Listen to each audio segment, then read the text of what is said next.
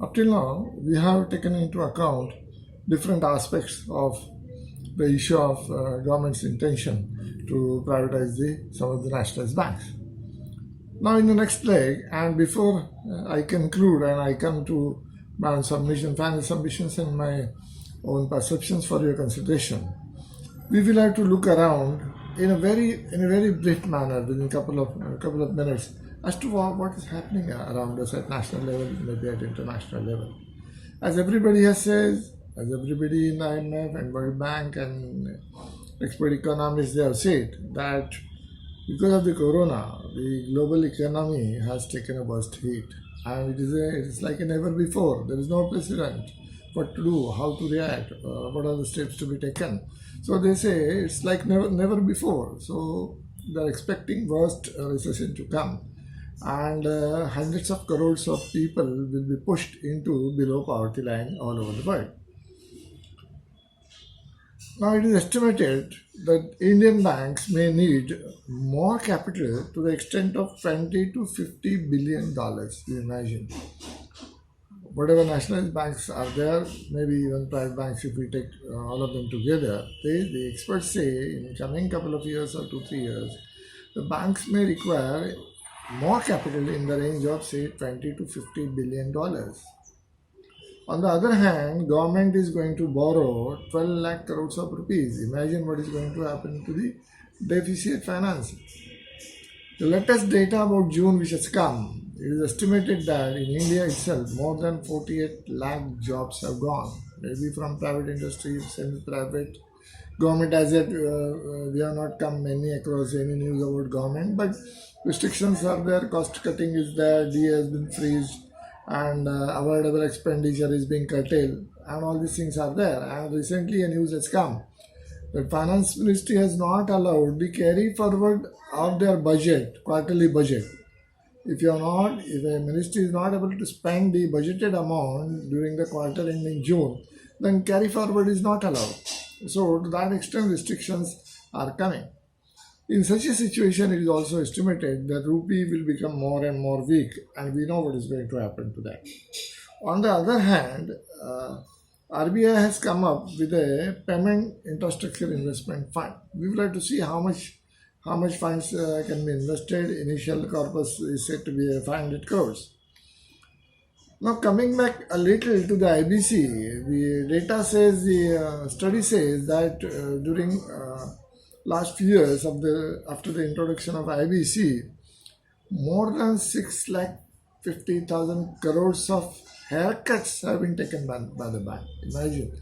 There are no compiled figures as far as the recovery amount is there, but they say haircut taken by the banks is to the extent of 6,50,000 crores. Imagine.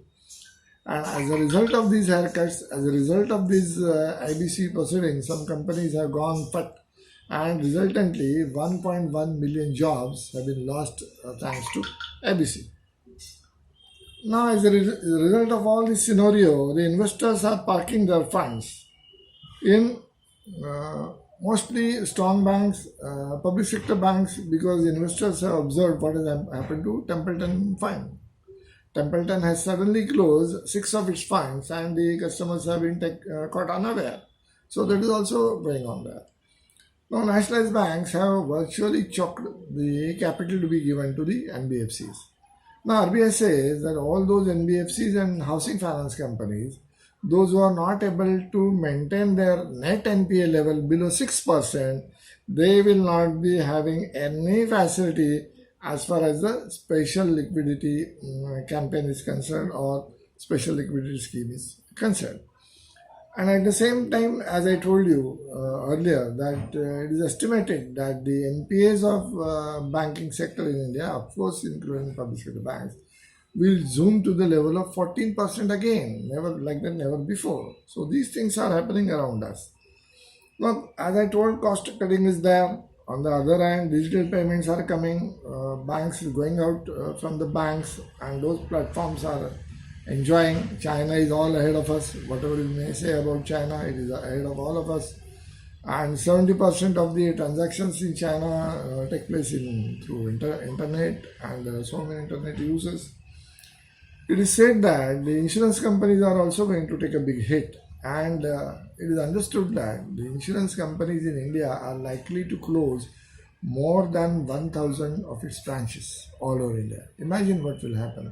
If insurance companies are going to close more than 1,000 branches, naturally the banks will follow the same suit. And there will be huge wave of surrendering the premises, reducing the premises, closure of the banks, closure of the banks, and this will have to keep into account.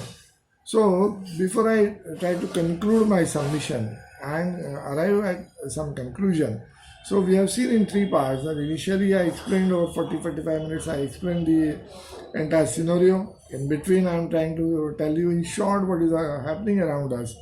And at the end of this video, this part, I'll be concluding the my observations and my submissions to you. So as VASANT PONKSHE, a retired bank employee of Bank of Maharashtra, I am taking much pleasure in submitting all these things before you. Now we will go to the last part of this observations and case study.